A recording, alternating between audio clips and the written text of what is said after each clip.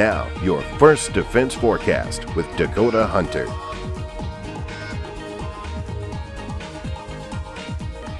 And happy Thursday to you. Thank you for logging on to WNYNewsNow.com for checking out your First Defense Forecast. I'm Chief Forecaster Dakota Hunter. Let's break down your forecast for this Thursday. Cloudy skies throughout the early hours today. Otherwise, rain will come our way. That will transition to snow as a low pressure system kind of tracks to our south, changing all the rain over to snow. 42 valleys, 48 at the Lake Erie shoreline with an east wind of 7 to 15 miles an hour. So not too bad out there. Now we got to get into this mess. The National Weather Service last night upped that winter storm watch to a winter storm warning for all of western New York, and this is for the potential for heavy wet snow, and this is what we call that heart attack type of stuff. It's going to be heavy and it's going to be wet, and there is a chance that this could be significant with significant snowfall accumulations. We'll break those down in just a minute, but this winter storm warning goes in effect at 7 o'clock tonight and lasts until 1 p.m. on Friday for the westernmost counties. Once you go out toward Rochester, it actually goes a little bit longer because the snow is going to start from west to east. So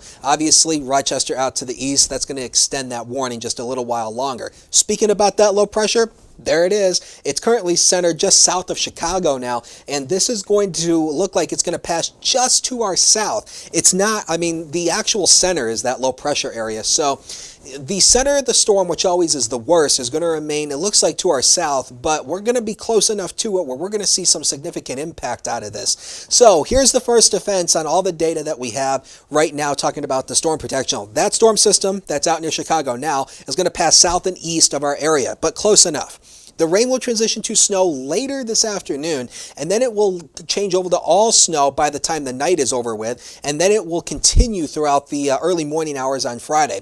This is going to be hefty, with hefty snowfall totals likely here, possibly more than a foot on the hills, and we'll break down those totals in a minute. But keep in mind, this forecast still has what we call a high bust potential. There is still a chance that we could bust this forecast.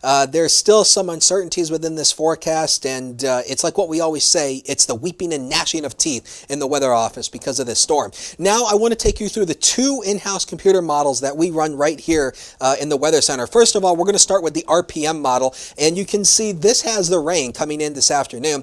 Then look at this. This is later this afternoon already. Some parts, from rain and snow already starting to mix into here. And then by later this afternoon, the transition starts, and then there's going to be this rain-snow line that's going to be the focal point between the warmer air and then the colder air. And then as we go out through the nighttime, it continues, it turns to all snow, and then the darker blues to purples indicate the heavier amounts of snowfall rates, and then it looks like it actually starts to back off for tomorrow. Now let's take you to the other computer model. This is the Vipercast, which is our own model that we have. This is the data that's exclusive.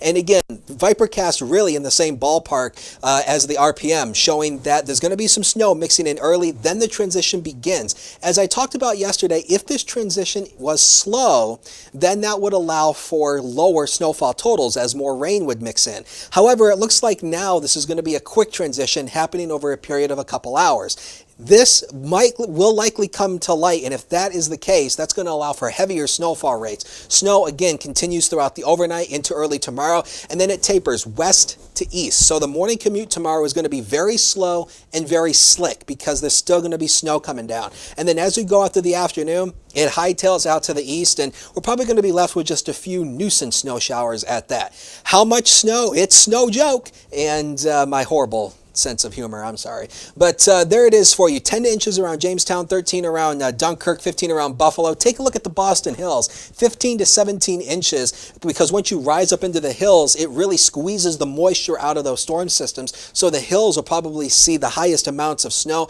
Again, these totals could be lower. These totals could be higher. There's still some uncertainty with this, but this is what we've got right now. So a good measurable snowfall to plowable for some. It's hard to believe, but here's the next 7 days of your life, brought to you by Quick Solutions, and 33 will be the average high for tomorrow. That is going to really define what type of snow we see. Of course, with temperatures hovering around freezing, that's going to make it that wet, heavy snow.